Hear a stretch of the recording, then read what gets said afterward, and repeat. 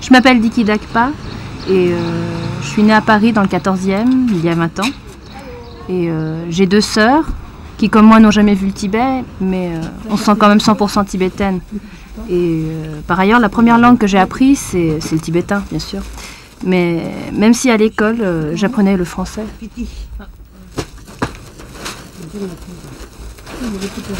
J'aurais très bien pu naître en Inde, aux États-Unis, n'importe où dans le monde, parce que c'est ça l'exil en fait. J'ai des cousins qui sont nés en Suisse,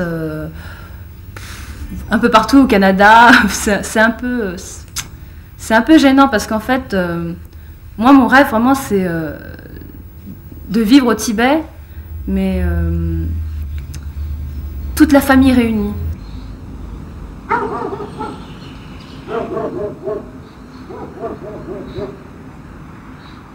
Alors moi je l'ai quitté à 59 avec mes parents, l'âge de 9 ans. On est arrivé à Assam. On a eu beaucoup de problèmes sur les trajets bien sûr. Et puis arrivé à Assam, le climat on ne peut pas comparer avec Tibet. C'est tellement chaud. Et puis il y a beaucoup de Tibétains qui sont décédés là-bas. Ils partent en voyage la nuit et puis journée on cachait dans la montagne et tout ça. On voyait que l'ami chinois, mais eux ils ne voyaient pas parce qu'on a caché dans la forêt.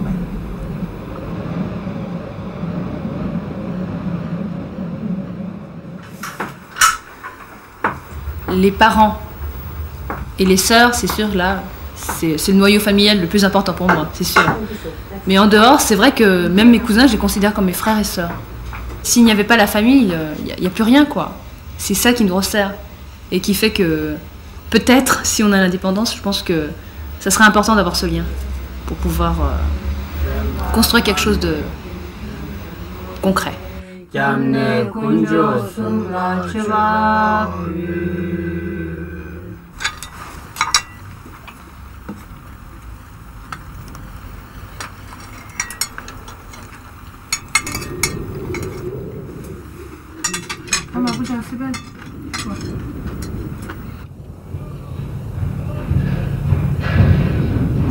Notre grand-mère, qui à l'époque venait nous chercher à l'école maternelle, venait toujours avec un petit goûter, des choses comme ça et un petit pain au chocolat. Je me souviens que à tous mes amis, je leur avais appris des mots en tibétain, du genre bonjour grand-mère en tibétain.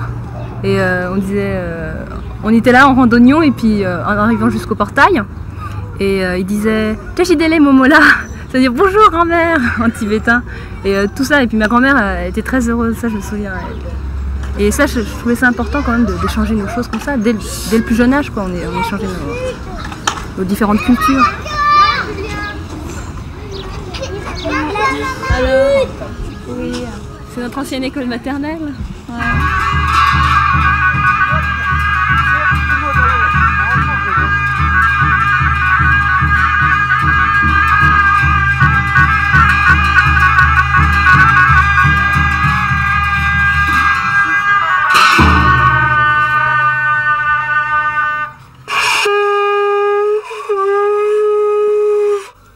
Normalement, c'est la moine qui fait ça, c'est pas la laïque.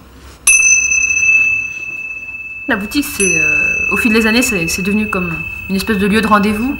On boit le thé tranquillement avec des gens qui parlent du Tibet, des amis, des clients. Je sais pas, des fois ça nous arrive de partager le thé avec des clients et on parle comme ça. C'est assez sympathique comme ambiance. Ça va. Et vous? Ça va, j'arrive de Lhasa, il y a 2 jours. Oui. J'ai rencontré votre sœur qui m'a donné une petite lettre et une petite cassette pour vous. Elle était avec son fils. Ah, voilà. Merci beaucoup. C'est très important pour nous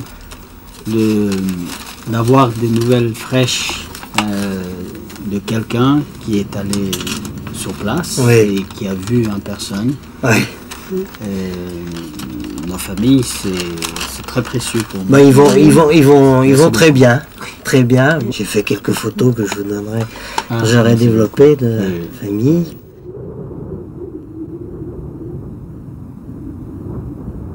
Quand il y a eu les événements à la place Tiananmen, là c'est sûr ça a fait toute une histoire, je veux dire c'est quelque chose d'historique, mais parce qu'il y a eu le nombre. Les Chinois sont vraiment très très nombreux. Par contre au Tibet ça se passe depuis, je sais pas, on a plus de 34 ans et on ne dit rien du tout. C'est caché. Par exemple à la fac, dès que je vois des gens qui sont pas du tout au courant, ignorants au sujet du Tibet, j'essaye comment dire de leur faire comprendre qu'il y a un pays, le Tibet, que ça se trouve là, qu'il y a un problème, les Chinois qui nous ont envahis et qu'on veut notre indépendance. Les images que je vois actuellement, des images récentes du Tibet occupé par la Chine, ça me rend un peu triste. C'est assez douloureux pour tous les Tibétains de voir des images de son pays occupé par des étrangers. Et c'est vrai des fois on ne sait pas vraiment où est notre place. Parce que bon, c'est vrai qu'on est en dehors de notre pays. Parfois c'est dur de se retrouver, d'avoir des points de repère. Après les festivités de Tarlan, nous prenons la route de Dege, vers le sud-est. Les seules images que j'ai pu voir de mon pays, ça a été par le biais de films ou de documentaires. Je regrette un peu, mais l'image que je me fais du Tibet, c'est le Tibet d'avant l'invasion chinoise.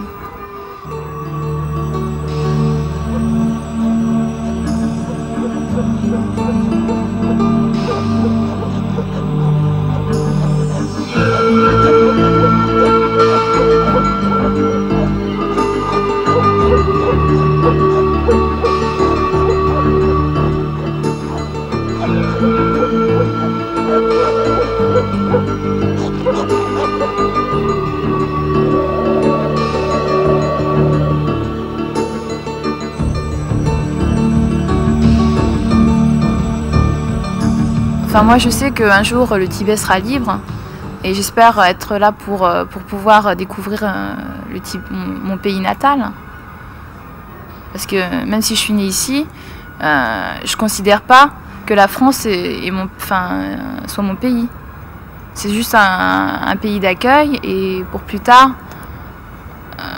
j'espère m'installer peut-être là-bas avec toute ma famille. Ça serait mon rêve. Oh le monstre noir, c'est moi. Ça c'est dans le journal, le Parisien. Le 15 du Nouvel An, tu parles. On était 5 bébés à être nés jour de l'an dans la clinique. Moi aussi sans commentaire. Ça c'est la mère animale maison. Oui. Oh ils ont elle est jeune. Maman, ce qui est bien, c'est que c'est l'autorité sévère à la maison. Fais ça, pas ça. Et d'un côté, c'est vrai que au début, on rechigne un peu, on est là un petit peu en train de râler, tout ça, mais finalement, c'est quelqu'un de très franc. Elle est très généreuse, c'est vrai. Et elle peut pas rester un instant sans s'inquiéter pour la famille en Inde, aux États-Unis, tout ça. Je crois qu'elle m'a appris ce goût, qu'elle m'a donné ce goût de la famille. C'est bien ça. Je sais que ma mère est vraiment, comment dire, très respectueuse du gouvernement tibétain en exil. C'est quelque chose de très important pour elle.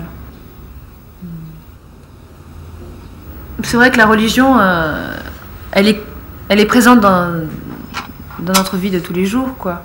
On n'y pense même plus parce que c'est normal pour nous. Je veux dire, on est né avec ça, on n'a pas suivi d'enseignement. Mais je veux dire, c'est à l'intérieur de nous.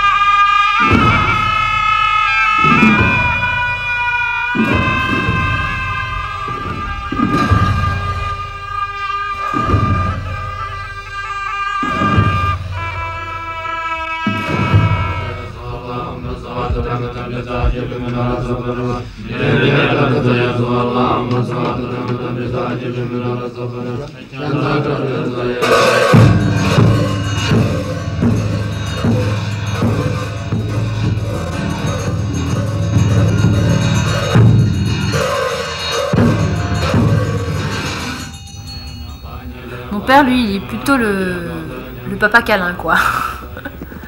Toujours en train de nous embêter. Et alors lui, c'est plutôt notre apport culturel. Mon père joue de la guitare tibétaine, le luth tibétain, qui s'appelle Damien. Et ça, depuis qu'on est petite, c'est normal chez nous. Mon père joue comme ça, c'est le temps, tous les soirs, enfin, il s'entraîne.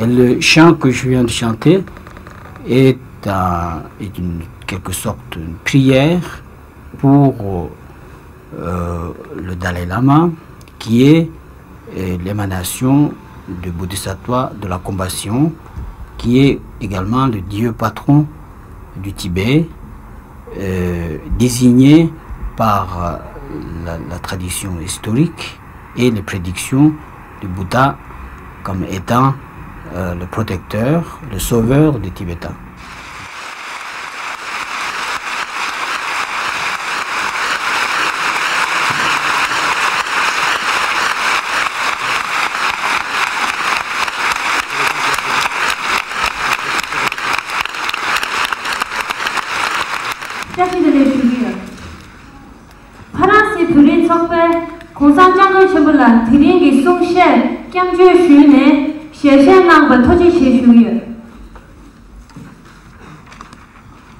Je passe au français.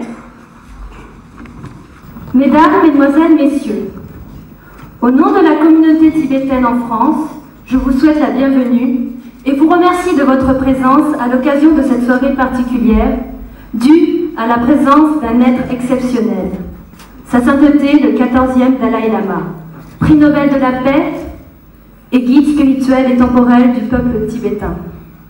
Car pour nous, Sa Sainteté est la personnification même de la sagesse universelle et de la compassion. Il symbolise pour tous le Tibet libre.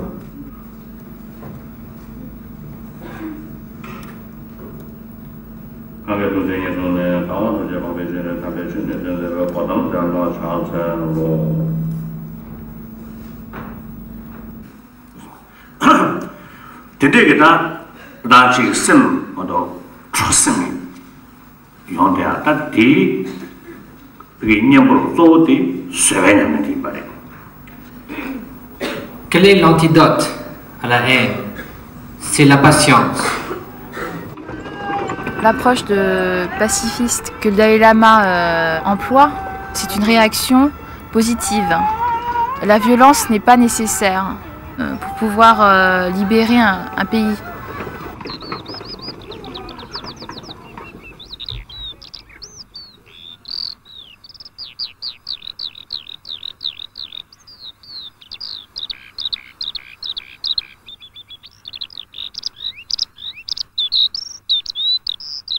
La non-violence peut être plus efficace que la violence. En fin de compte, c'est un discours de sagesse, rempli de sagesse. Et je pense que c'est très important que les Tibétains suivent le message du Dalai Lama.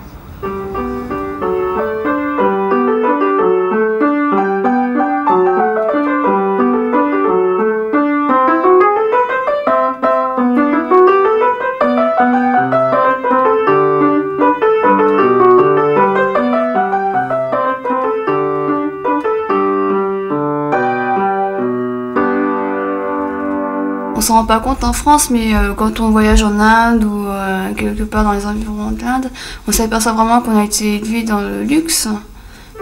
J'ai l'impression qu'au Tibet, on a moins le besoin de choses superficielles. Ici, on a trop de choses superficielles, on est trop habitués, enfin gâtés quoi, on est gâtés. Les Tibétains en général, ils sont très chaleureux, accueillants. Et puis quand on est petite, je sais pas comment dire ça. Enfin, on a toujours l'espoir que le Tibet soit libre, qu'on ait plus de liberté au Tibet. Là-haut sur la montagne j'ai vu 3 demoiselles. Et de l'une d'entre elles toujours je me rappelle, car elle a un tatouage sur son avant-bras. Et je l'ai reconnu, c'est le cœur de Bouddha. Elles ne savent pas encore que leur jour viendra, car elles sont les plus belles de tout l'Himalaya. Rangunalasa, c'est la zone des tempêtes. T'as compris ce que je t'ai dit? Oui, faut que je te répète. Rangunalasa, c'est la zone des tempêtes. Et quand la foule elle bouge, attention, ça pète.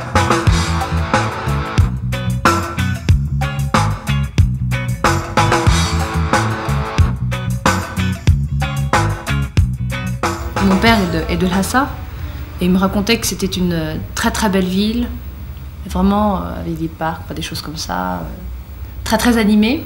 Mais je pense qu'elle est encore animée. Mais je me l'imagine avec des bâtiments chinois, enfin je sais pas, des bâtiments chinois, architecture chinoise, je sais pas, enfin très genre préfabriqué, enfin des choses comme ça. Tout autour du Potala, je pense que ça a dû totalement changer. Il y a des maisons qui ont dû être détruites, ils ont dû construire des hôtels, c'est sûr, des grands hôtels. Tous les commerçants sont pour la plupart chinois. Et les Tibétains, à mon avis, ont peu de poids dans l'économie. Enfin, c'est sûr que le Tibet sera pas, enfin, n'est plus comme avant, le beau Tibet.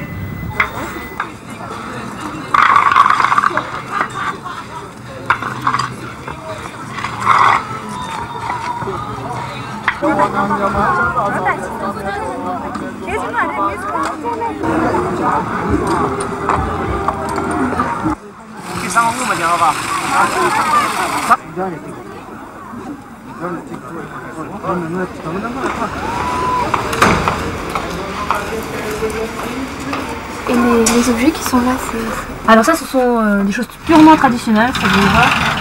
Alors il y a la cloche.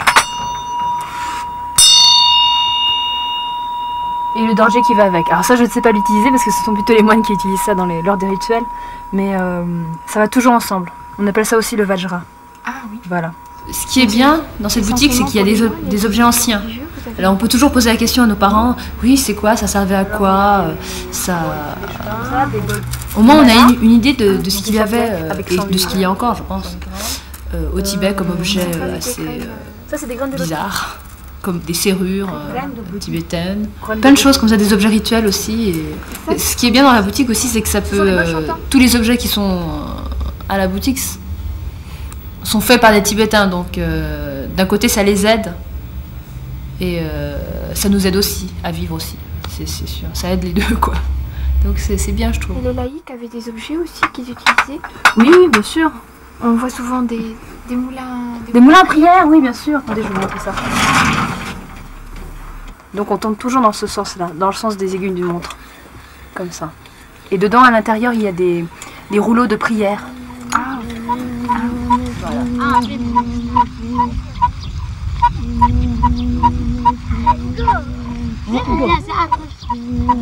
Dans la tradition tibétaine, c'est quelque chose d'important, le respect envers les plus âgés que soi, par rapport à la tradition occidentale. À partir du moment où on vieillit, on ne sert à rien, on est rejeté de la société, tandis que dans la tradition tibétaine, les plus âgés, par exemple les grands-parents, sont servis par leurs enfants ou par leurs petits-enfants. Ça, je trouve que c'est normal.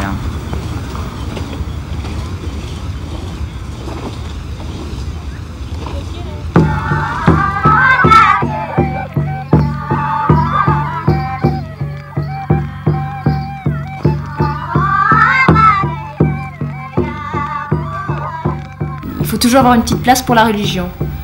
Et ça peut aider, c'est sûr, toutes les religions aident quoi. C'est toujours la roue de secours entre guillemets. Je me souviens que pour mon bac, je m'étais mis à prier tout. Pendant toute la route, en prenant le train ou la voiture ou le bus, j'étais là en train de prier avec mes petites graines protectrices et tout, du Nechung, qui est l'oracle à Dharamsala. Et j'étais là partout, j'avais toutes les protections, les espèces de gris-gris et tout, les médaillons protecteurs et tout, j'avais vraiment tout, et puis tout le temps j'étais là. Le seul mantra que je sais, pourtant je suis pas très... Mais tout le temps, enfin tout ce que je savais, j'essayais de le réciter, tout ça, mais pendant tout le long du chemin, et vraiment c'était... ça m'a vraiment aidé à décompresser surtout, parce que j'avais vraiment peur. J'ai eu le bac, premier coup. Heureusement.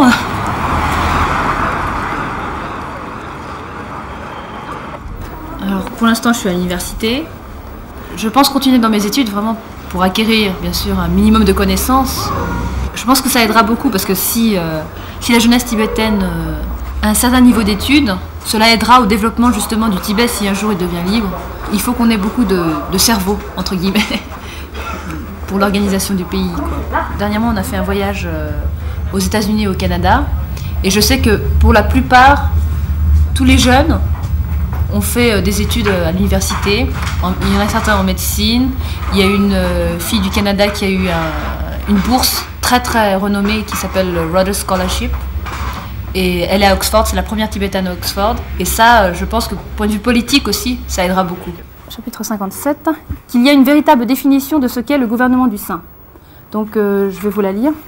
Je pratique le non-agir et le peuple se transforme de lui-même. J'observe le calme pur et le peuple se rectifie de lui-même.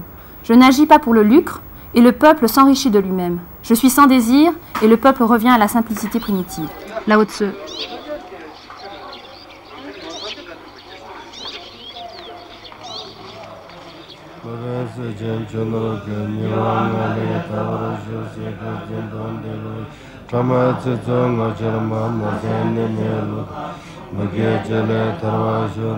La jeunesse tibétaine au Canada, parce que je la connais un peu mieux que celle des États-Unis, est vraiment très très forte pour ce qui est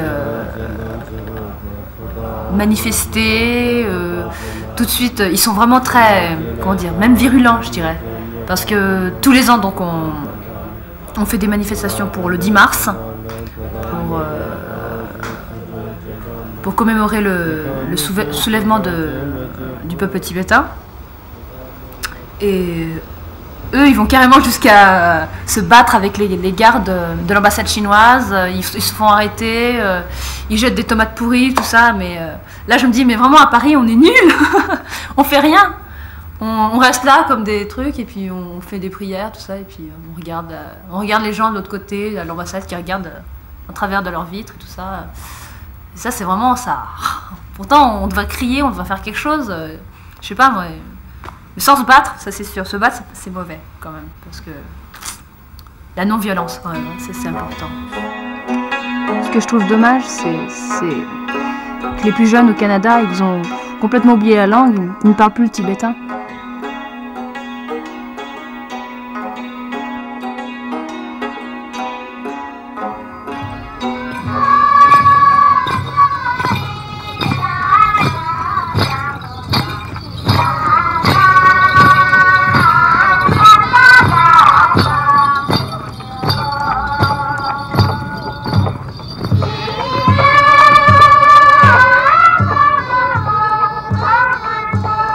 Mes parents nous disent pas il faut que tu retournes au Tibet, c'est en moi, c'est naturel. C'est sûr, j'ai des cousins qui ne veulent pas en entendre parler, quoi. Ils veulent pas retourner au pays. Ça, c'est... Chaque cas est différent. Mais dans mon cas, je veux retourner.